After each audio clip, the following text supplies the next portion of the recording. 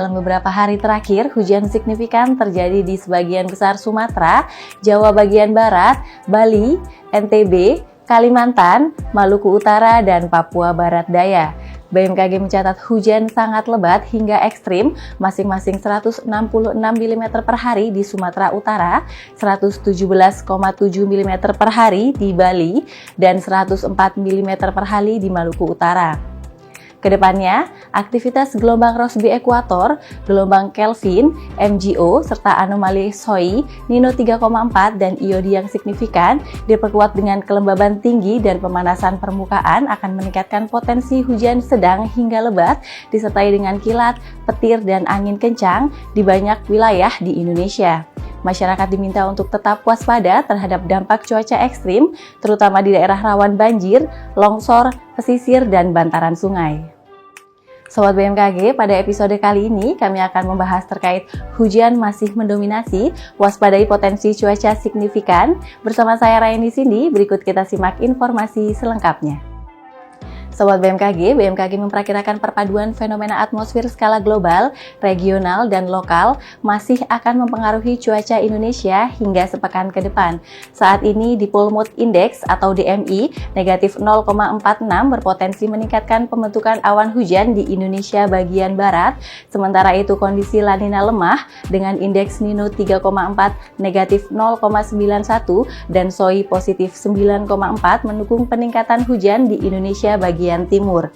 Di sisi lain, penguatan monsun Asia yang tercermin dari nilai WNPMI yang signifikan serta mendominasi angin baratan menambah pasokan uap air dari Samudra Hindia dan memicu pembentukan awan hujan di sebagian besar wilayah Indonesia. Madden-Julian Oscillation atau MGO diprediksi berada pada fase 7 atau Western Pacific sehingga tidak secara langsung meningkatkan pembentukan awan hujan di Indonesia. Namun kombinasi MGO dengan gelombang Kelvin dan gelombang Rossby ekuator diperkirakan aktif di sebelah barat Sumatera, Lampung, Banten, Jawa Barat bagian barat, dan Jakarta yang akan meningkatkan aktivitas konvektif dan potensi hujan di wilayah-wilayah tersebut. Bibit siklon tropis 93W terpantau di pesisir timur Filipina bagian utara dengan kecepatan angin 20 knot, tekanan 1006 hektopascal dan bergerak ke arah barat-barat daya. Sistem ini berdampak tidak langsung terhadap cuaca di Indonesia, meningkatkan potensi hujan sedang hingga lebat di wilayah Sulawesi Utara dan Maluku Utara. Selain itu, sirkulasi siklonik di Laut Cina Selatan Utara Sarawak membentuk area konvergensi dan konfluensi yang memanjang hingga Laut Natuna, turut memperkuat potensi cuaca ekstrim. Masyarakat dihimbau agar tetap waspada terhadap potensi genangan, banjir, dan longsor, serta memastikan drainase berfungsi dengan baik. BMKG mengingatkan agar masyarakat selalu memantau informasi cuaca terbaru sebelum beraktivitas di luar ruangan. Cuaca di Indonesia selama periode 5 hingga 7 Desember 2025 umumnya didominasi oleh kondisi hujan ringan hingga hujan lebat.